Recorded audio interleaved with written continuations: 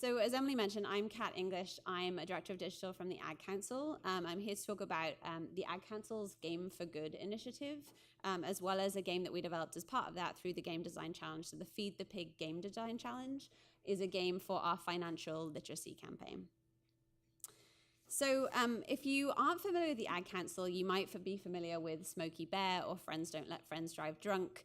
We also had a campaign that went viral about 2 years ago, Love Has No Labels, with dancing skeletons on Santa Monica Boulevard. But we're a nonprofit. We partner with other national nonprofit organizations like Feeding America, Goodwill, Meals on Wheels to create integrated public service advertising campaigns. So those advertising campaigns cover a range of social issues. We have about 40 different campaigns we have each year. And we partner with top-tier advertising agencies to create these ads. So TV, radio, print, out of home, which is like bus shelters and billboards. I'm sure you see some of them around town. My role really on the digital team is to take those campaigns and extend them across digital. So more often than not, that's building websites. We've also developed apps, chatbots, and games. So about a year ago, we launched an initiative that we are calling Game for Good, which is really our effort to kind of harness the power of games and the gaming community to raise awareness for the 40-plus social issues that we address every year. In addition, as part of this, we formed an advisory committee that included folks from Twitch, YouTube Gaming, some of the other large companies like Square Enix, Ubisoft. And in talking to them, we realized that some of them, no matter how big the company was, didn't really have kind of a firm CSR plan in place. So we really wanted to kind of help them with that, help them figure out how they could support different social issues beyond just the Ad Council's issues. So in talking to communities and companies in this space, we identified kind of 4 key areas that we saw that we could have an impact. And we also saw that could be low-hanging fruit for these companies that don't necessarily have a CSR initiative in place. The first is gaming influencers. So the Ad Council has an existing program we call Creators for Good, which is where we partner with YouTube creators. We match them with an Ad Council campaign, co-create content that they then push out to their social media communities. We actually launched our Game for Good initiative at PAX West last year. We're going back to PAX West again with our Love Has No Labels campaign. We had several panels with influencers. We did a live stream with Rooster Teeth. We also had a booth in PAX's Diversity Lounge.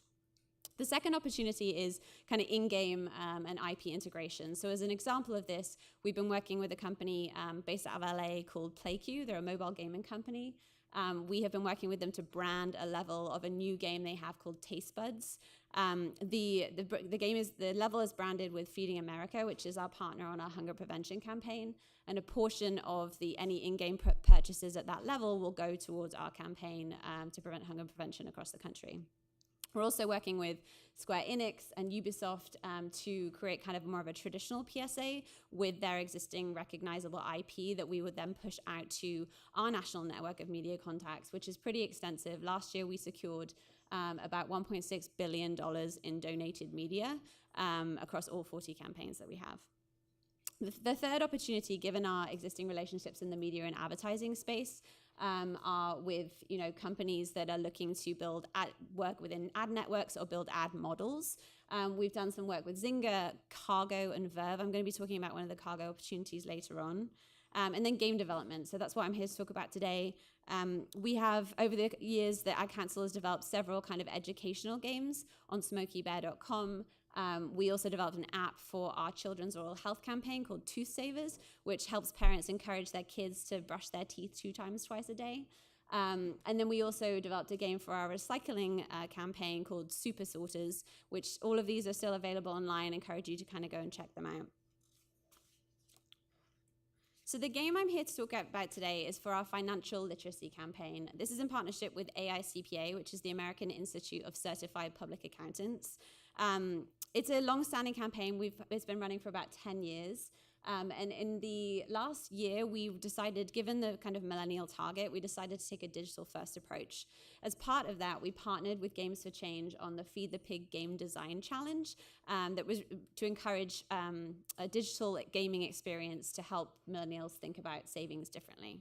So the main call to action for this campaign is to drive people to the website, which is feedthepig.org, where there are resources and tools to help people establish a more secure financial future. So we launched the Game Design Challenge in January 2016 and put out a national call across the Games for Change, Ad Council, and AICPA networks. We reached out to university game programs, game designers and developers, and industry groups, and we received about 75 submissions, which we were thrilled with. The invitation was really we didn't put any barriers, didn't put any kind of brackets around it, but we put out a call to think creatively about a digital experience that could help young people secure their future financially. So we were really, really thrilled with all the submissions that we got. We promoted it far and wide across Games for Change Network, Ad Council, Social Properties, blog, and the AICPA's properties. And as I mentioned, we got 75 submissions. Based on a previously agreed upon criteria, we then narrowed that down to 3 and invited them to participate in a live pitch session, actually at last year's Games for Change Summit. We brought in expert judges from across the different verticals. We had someone from AICPA, someone from the Ad Council, a few local industry game experts, and we awarded $10,000 to the prize winner and 2 second runner-up prizes of $5,000. And as part of that, we then owned the rights to be able to develop any of those game ideas. The winning game idea was called Yesterday's Tomorrow, and it's really kind of a choose-your-own-adventure idea where you can move back and forth between different life stages and see how decisions you make from a financial perspective impact those that are available to you later in life. We really felt like for our target audience, young millennials, we felt like this was a great experience where they could kind of play through it once, play through it twice, see where they were in a life stage, see whether going to community college or going to private school really, really impacted their retirement, or whether they could buy a second house in later life. So we were really excited about this opportunity. Once the challenge was over, we kicked off game development in September 2016, and the developer was actually a referral from the winning game idea. We made a very early decision to use Unity WebGL to develop the game because it allowed us to publish to multiple platforms. And for the Ad Council and AICPA, and I know a lot of nonprofits, accessibility is a really, really important issue. Our campaigns are national campaigns, and anything we create, especially from a digital perspective, we want as many people as possible to be able to access them. Also, based on the winning idea, we knew that the content element and the stat balancing would be really critical elements to the game. So content, because financial literacy isn't a particularly light subject, it's very complicated, it's nuanced. And then stat balancing, we wanted the game to be somewhat realistic, but we also wanted it to be fun. So the kind of balance there. So one of the best things we did throughout the game experience was to playtest. We took the alpha, beta, and gold versions of the game to NYU's Playtest Thursdays. And if you've been, it's a really welcoming environment. They bring pizza, and the students are there just to enthusiastically play through your game. One kind of tip I have for this is that we created a cheat sheet every time we went that outlined the known bugs and also really pointed questions about the areas of feedback we were looking for. That kind of helped to narrow our feedback every time so that we can kind of roll it into the ongoing game development process. At the Ad Council, we're also really fortunate to have a UX committee. This is a group of leading UX designers from ad agencies and the digital agencies we work with, and also our corporate partners. So we've got folks from Facebook and Twitter and Adobe on our UX committee. We bring them into our office on a quarterly basis and ply them with food and show them different digital experiences at varying stages of development. So they saw the beta and gold version of this game. We were really fortunate to have someone on our UX committee who kind of raised his hand, Dennis Morgan, who was formerly with RGA, now he's at Michael Kors, but he's got a lot of game development experience, and he was kind of a mentor throughout this whole, and an unbiased perspective, which was really, really awesome. And needless to say, Ad Council staff and AICPA didn't get away scot-free. We sent out varying versions of the game to them, pulled in folks who were either interested in this issue or were gamers outside of work. And they were a great resource just on an ongoing basis. And it was really awesome to have kind of a cross-departmental perspective as well on the feedback. Another partnership that turned into a playtesting opportunity was with Congregate. So we actually ran into Congregate at GDC this year, and we started talking to them about whether our game would be suitable for their platform. If you're not familiar with them, they're an online platform that publish a lot of free desktop and mobile games.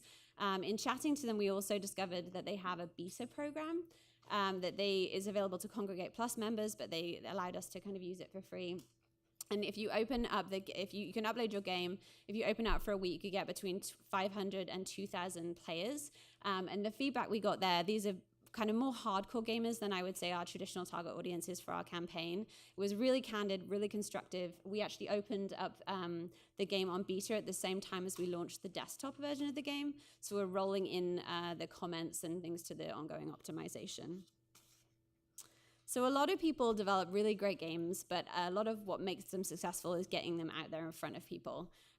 So a large part of what we did was to kind of create a really robust promotion plan with our PR and social team at the Ad Council. So as part of that, we did extensive PR outreach among key verticals, both in the issue we were looking at, so financial literacy, and also gaming. We created custom social graphics using the artwork from the game. And also, if you ever go on, hopefully you'll play the game after the fact, but if you go on the game or the website, our campaign has a very humorous tone to it. We know that this is a complicated issue. A lot of people get defensive when they're talking about finances. So we pulled through that tone to the social graphics and the copy and promotion. We also identified several influencers, micro-influencers. So those are folks with less than 1 million following but have really, really engaged communities. And we're in the process of working with them to co-create content, either featuring them playing the game or talking about the issue of financial literacy, and then linking to the game below and offering it as a resource for their community. So we're excited about that. That's coming up.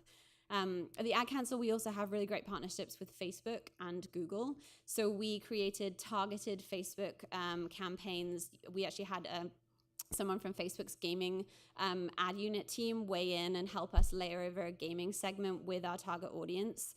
And we're also pushing from Google to Google using Google AdWords. And then AICPA, our partner, has a really, really robust existing grassroots outreach program. So they have a lot of volunteers who work on college campuses talking about financial literacy, sharing tips and helping students. So we added kind of talking points and layered over just a game element so that they could finish that.